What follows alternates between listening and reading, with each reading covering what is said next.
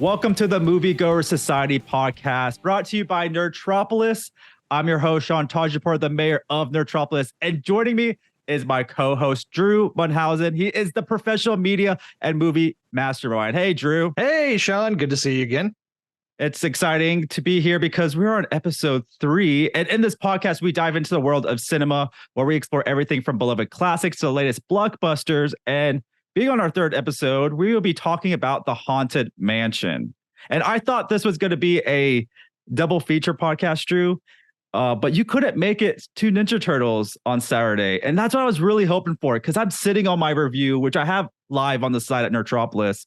But I was really hoping we could this be a double feature of Haunted Mansion and Ninja Turtles.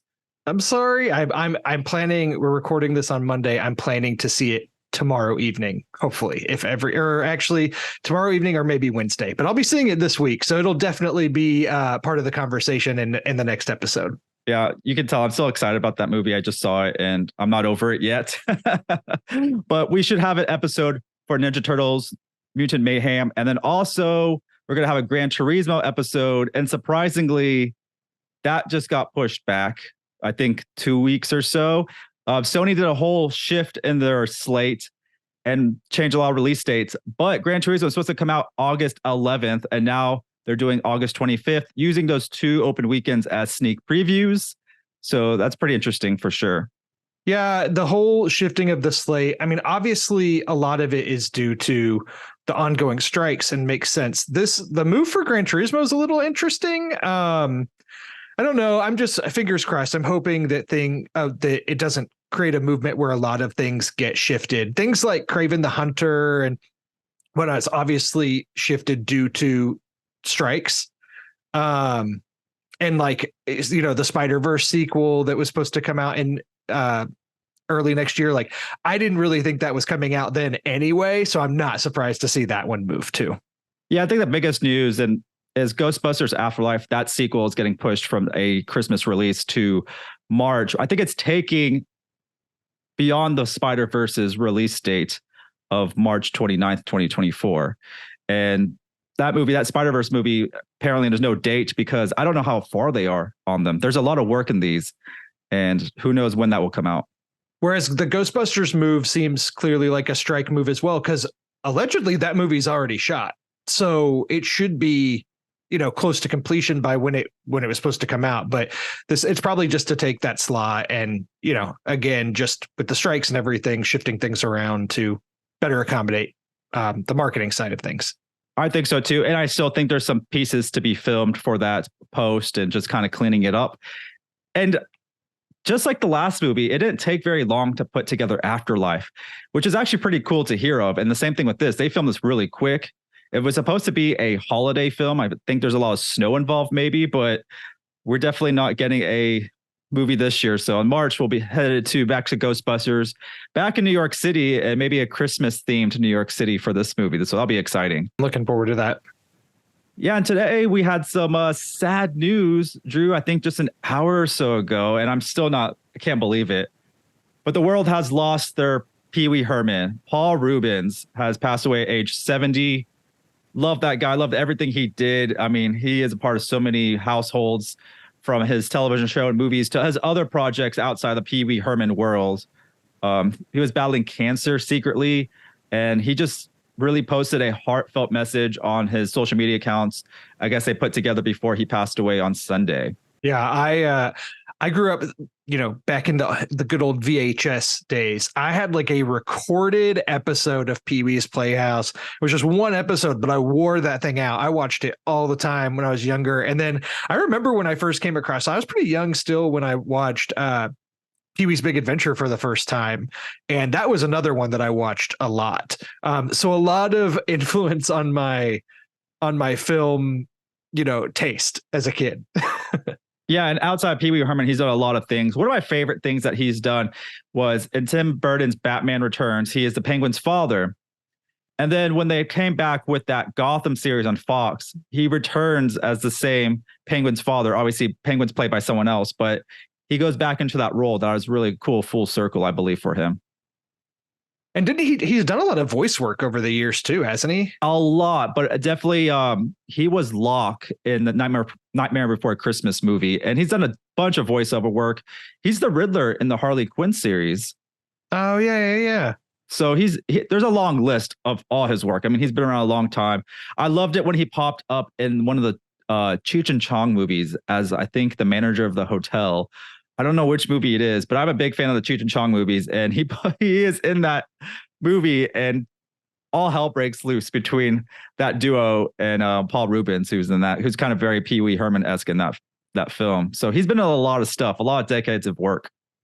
And I was shocked to see that he was 70 years old when he passed, just because in recent appearances, when I see him, like he's been doing the Pee Wee Herman shtick again, like within the past several years or however long ago it was that the last movie came out, some specials. And he still looked so good, and he still looked like Pee Wee did back in, the 80s. So yeah, it's pretty crazy.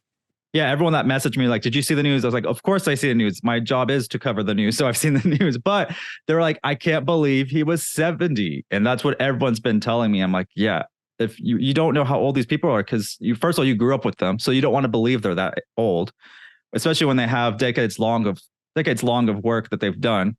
But yeah, unfortunately, he was secretly battling cancer. And I think he knew how much everyone loved him.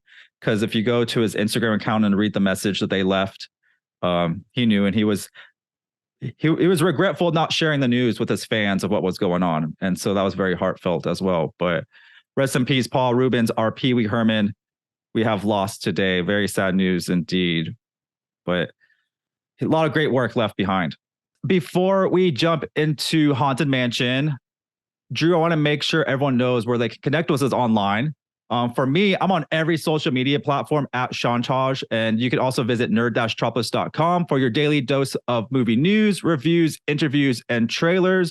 And Drew, where can they find you where you're not contributing to Nerdtropolis?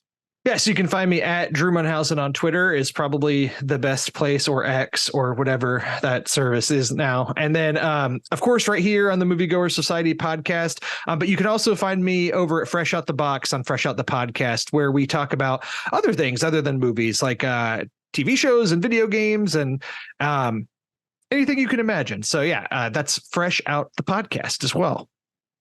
Yeah, and also on our website, nerd-tropolis.com, I have my Mutant Mayhem review live. So if you don't want to wait for the podcast, go check that out.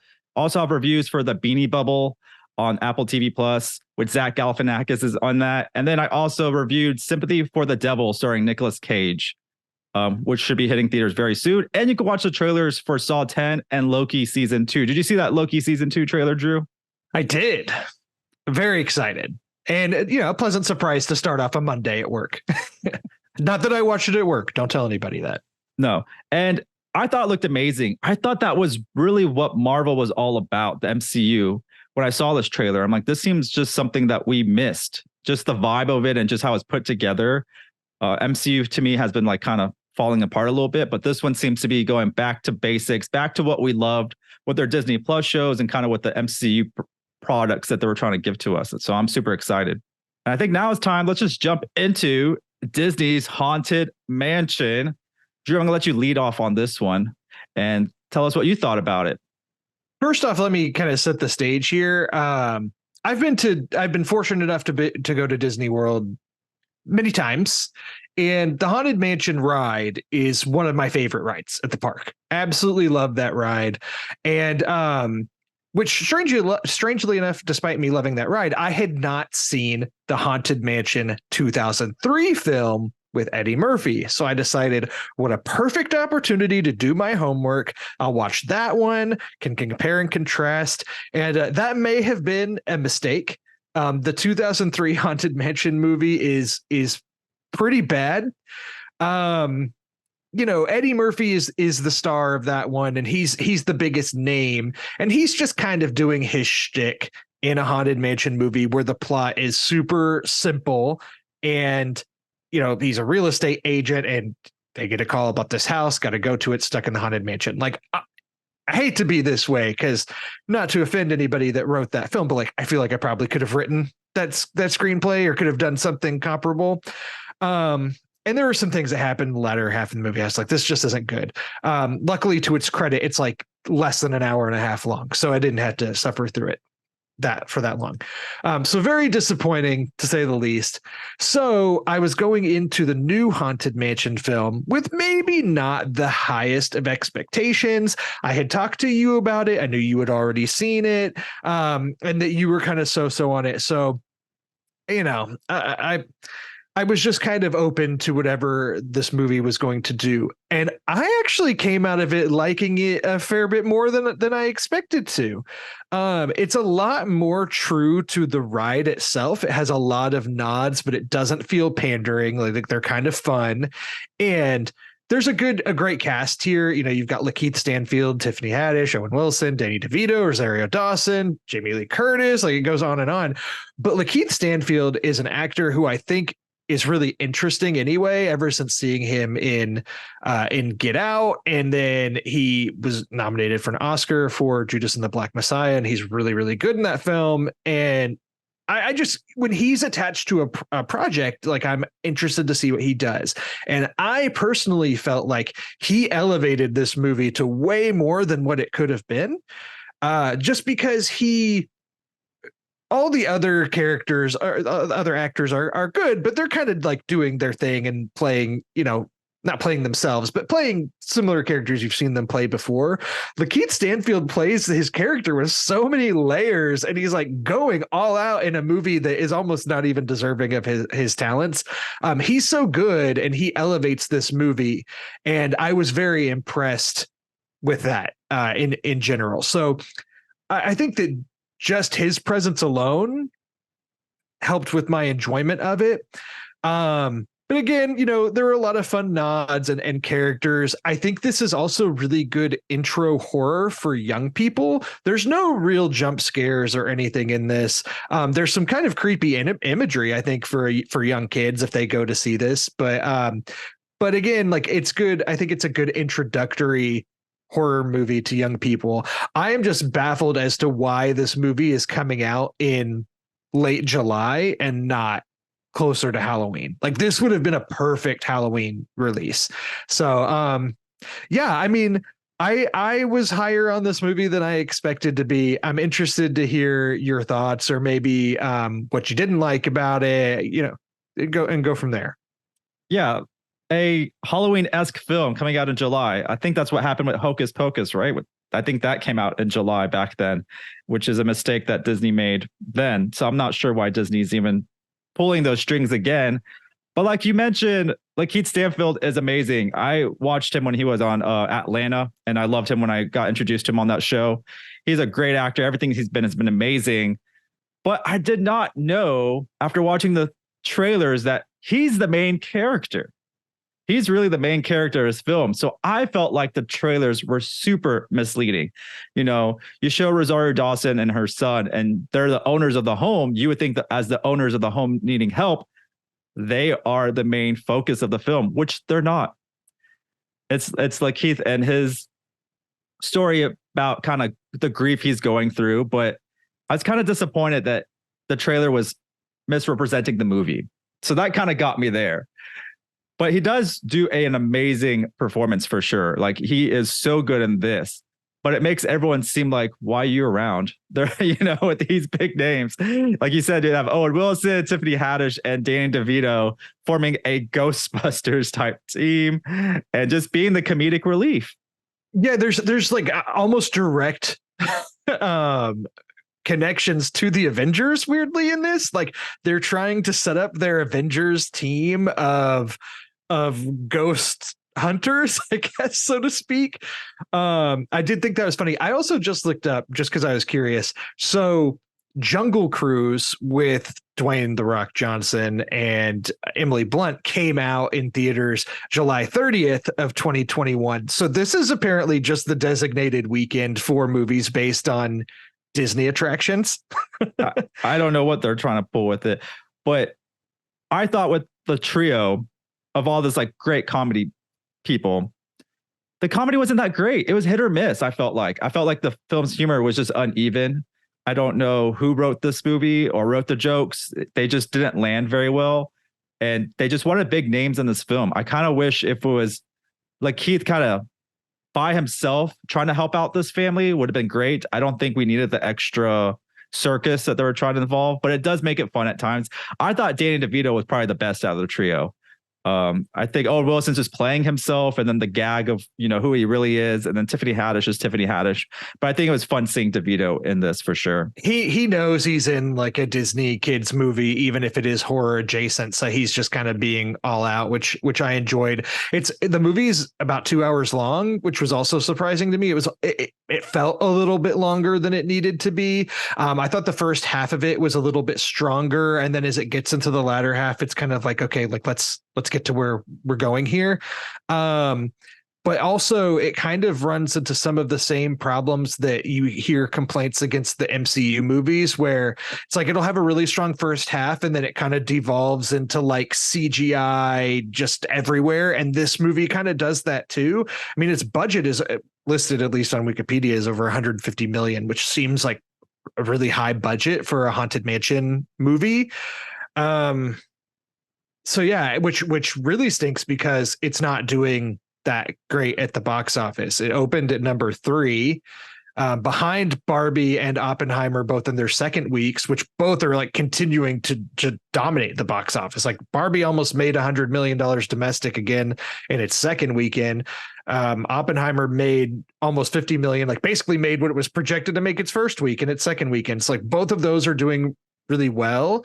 And the fact that this could not capture the momentum of theaters and the box office right now after those two movies, I think speaks a little bit to audience and where they're at with these. I think that there's some discourse out there about audiences kind of being on to the cash grabs that Disney's been doing with, like, The Little Mermaid underperformed, Elemental underperformed, which not the Elemental's a cash grab, but like Pixar's just suffering a little bit.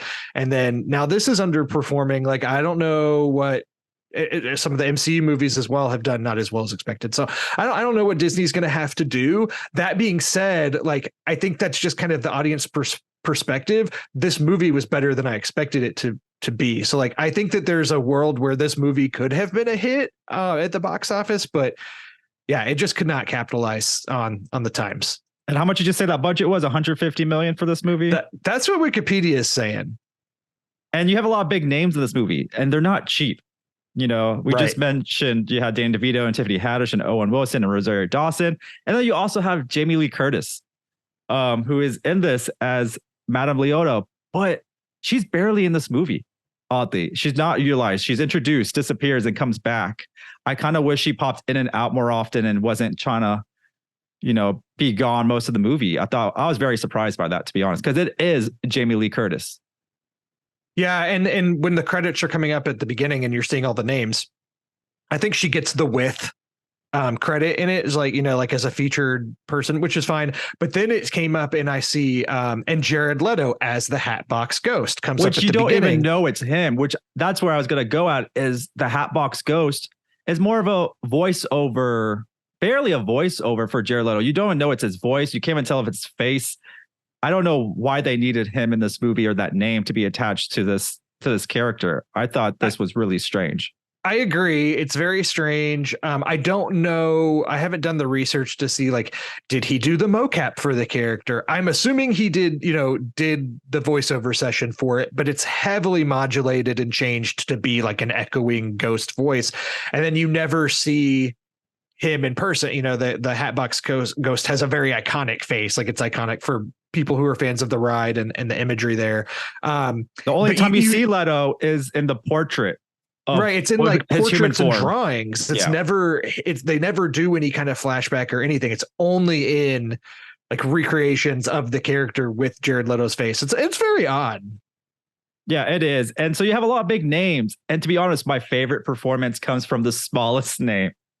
Chase W. Dillon, who plays Rosario Dawson's son. I thought he has a standout performance in this. I mean, he's bright in this film. I love his portrayal as Dawson's character's son. He's youthful, charming, so much talent in this movie. I think he shows a lot of great potential for his future. He's really good in this movie. I think my eyes were on him most of the time and seeing what he was doing, and just his personality is really great in this. And I also want to mention, I won't spoil it, because people may catch on to this, even though the movie is not performing that well right now. But there is a cameo in the latter half of this movie that caught me off guard, that I was very excited to see. Just for this, this person fit this kind of movie. Do you know which person I'm referring to? It has to do with when they go to the mansion, the bed and breakfast mansion, and the person that the tour guide there caught me off guard. Yes, I know who you're talking about. And then there was a couple other cameos in the very beginning with the tour guide in the very first couple scenes, and then the tour guide in the mansion or the other house they go to. Right. But yeah, I wasn't paying attention too much. Those stood out to me. The rest of the movie was kind of dull for me. But it is a PG-13 Disney film that's supposed to be scary. But I felt like a PG-13 Disney film is more of a PG movie. I felt like that's probably pretty fair. I didn't feel like I said, there's close. some ghosts that are kind of creepy looking, like good design. But yeah, I'm with you. I mean, I've seen a lot of Disney Channel movies that are horror based. I forget what they were called, but there was a handful I remember watching that were much more low, have scarier creatures in them as well. But I didn't feel like this earned a PG-13 rating. I felt like they could have leaned more into the scary side. If you just watch any PG-13 horror movie, they're pretty terrifying, to be honest. I kind of wish Disney would kind of go that route and kind of push the boundaries to kind of deliver something that was going to be more memorable. But this movie is so family friendly. It is. It really is. So that's a positive to it. All ages can really enjoy it. And it aligns well with the Disney's target audience. I mean, a Disney horror movie is not much horror in it. It plays it a little safe, which is, it's kind of interesting because if you look at where the development for this, years ago, Guillermo del Toro was attached as like a writer, and he had written a Haunted Mansion movie for Disney, like in a heightened realities where it was set, and the Hatbox Ghost was going to be featured and be really scary, and but Disney decided to move in a different direction, and I think that they just wanted to play it a little bit safer, which this movie does feel like ultimately feels pretty safe in that regard. It's definitely better than the 2003 one, but it's not like, as much as I'm a little bit higher on this just because my expectations were so low. It's not the best movie on earth, but it's kind of funny now that this is coming out against like your Barbies of the world that are like this like really interesting adaptation of a children's toy and takes a lot of risks. And then maybe this could have had that same kind of following behind it or publicity behind it had we had like a Guillermo del Toro version of it. But instead, we get definitely more in line. Actually, I commented on Jungle Cruise earlier, coming out the same weekend, like probably about the same level of quality, I'd say. I don't know how you felt about the Jungle Cruise movie from 2 years ago. That makes for a great napping movie. That was one that I also had low expectations, and like I thought it was about the epitome of fine. This one I maybe liked a little bit more than that. I mean, they were trying to capitalize on the Pirates of the Caribbean success, which I think that was successful because of Johnny. If they had Guillermo del Toro attached to this, I thought that movie probably would have been really amazing and bring a whole new audience too, because Guillermo del Toro has his own fan base. And if you had brought another big name too, would have been cool. Hey, if Johnny made like just a surprise appearance, as some type of ghost too, Jared, I guess I picked Jared Leto because, he's the Disney Johnny Depp now, because he's also going to be appearing in Tron 3. Oh yeah, that's a good point. Yeah. So we'll see what happens with Disney and what they're doing. And I really hope going forward, this is not the type of movies that Disney and Bob Iger really wants to put in front of us, because especially if they're going to go this route with Tron 3 and just try to milk it for what it is and not really deliver the best they can, Disney really just needs to sit out for a little bit. Yeah, I don't know. They need to figure something out, because they truly dominated the box office back in like 2019 with multiple releases making over $1 billion. And then, the pandemic was trying times for the theaters, and now we have emerged from that. And of course, everybody's viewing experience has changed and how everybody consumes content. But the situation for them with their theatrical releases in the past year is like getting to the point of being almost dire. Like they got to figure something out. Something needs to be done. Nothing is on this Barbie and Oppenheimer level. I'm not sure what the next big movie is. What do you think, Drew? What do you think coming up? Other than, I guess, Ninja Turtles. I know that's an animated feature, and hopefully that does well. That really does need to do well because it's well deserving. I will say that. So do head to nerd-tropolis.com to check out my review and see what it's all about. But other than that, what else do you have? It really just depends on what, as long as things don't get moved around still due to the strike, which, I've seen some interesting takes out there too. That's like, we just had this huge success with Barbie and Oppenheimer. And now like theaters are actually have some you know what's next after Barbie? You know what's next? It's called Saw Patrol. So you got Paw Patrol and Saw 10 coming out the same weekend, and they're labeling that as Saw Patrol. I am not feeling optimistic about Blue Beetle's box office success. Unfortunately, I'm looking ahead, and all I can think about is like The Equalizer 3 might do fine just because Denzel's pretty consistent at the box office. The Nun 2 will probably do pretty well because it's horror, and horror is the one genre that really seems to be succeeding no matter what at this point. Otherwise, as far as big, like more blockbusters go, Dune Part 2, assuming it sticks to its release date, I would imagine will be pretty big. And then you got the Marvels, but they said that might be pushed back, but I hope not. Yeah, I don't know. And I'm sure the Marvels will do fine. I mean, Captain Marvel made over $1 billion kind of, which is crazy to think about. And so maybe the Marvels will do really well, but Marvel's kind of seen a little bit of diminishing returns at the box office lately, although Guardians 3 did pretty well. So Trolls band together, Trolls 3 in November. I mean, the kids movies are proving they endure in this time too. Like Super Mario did gangbusters. Who knows? That's true. There is a lot left for the rest of the year to really enjoy, especially movies still in theaters. Our first episode was Mission Impossible 7. You can go check out that episode. That's still in theaters. And I think Tom Cruise is hoping he can get some IMAX theaters back after the Oppenheimer run. We'll see. I don't know. Oppenheimer's still doing so well. And apparently the percentage of its total box office that's coming from IMAX ticket sales is like unprecedented. So I don't know. Yeah, it's doing really well. So, and also check out our second episode where we talk about Barbie and Oppenheimer, and it's still going strong. It's very impressive for sure, because a lot of the movies that were great this year didn't do as well as what they're doing right now, especially 2 weeks in a row. It's really amazing.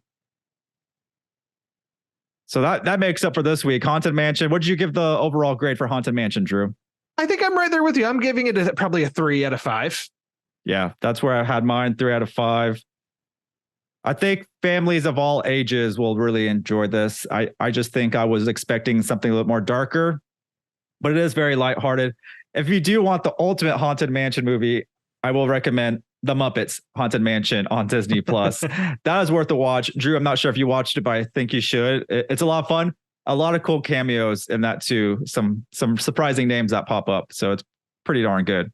I'll check it out. And then also, just referring to star ratings, The Haunted Mansion from 2003, after watching that, I'm at like a 1.5 out of 5. So like, that's where this movie, the new 2023 Haunted Mansion, started for me, right? Like we started there and it worked its way up to a 3 as I was watching it. So like, that's pretty good. It reeled me back in after a poor first experience with the earlier movie. No, it's pretty good. And I'm looking forward to our next episode. It's either going to be Mutant Mayhem or Gran Turismo, or maybe we do a double header. We'll figure it out. But I'm going to try to check out the Meg 2 also. I'm all about those big old sharks. That movie getting some commercials, but I don't know what they're doing marketing. I keep forgetting about that movie, but the trailers look awesome. That's for sure. I could not believe when I saw a recent trailer and saw that came out this coming weekend. Like that blows my mind. So yeah, we'll see. Yeah, we'll see what movie we cover next episode. It could be anything. But before we sign off, once again, Drew, where can people find you? At Drew Munhausen on Twitter, and over at Fresh Out the Podcast, where we talk about all the other things in addition to the great movies we talk about here in the Moviegoer Society podcast. Yeah, stay tuned for our next episode. You can find me on all socials at Sean Taj. Make sure to check out nerd-tropolis.com. And thanks again for joining us for another episode of the Moviegoers Society. Once again, I'm Sean Tajipour, the mayor of Nerdtropolis, and we'll see you at the movies.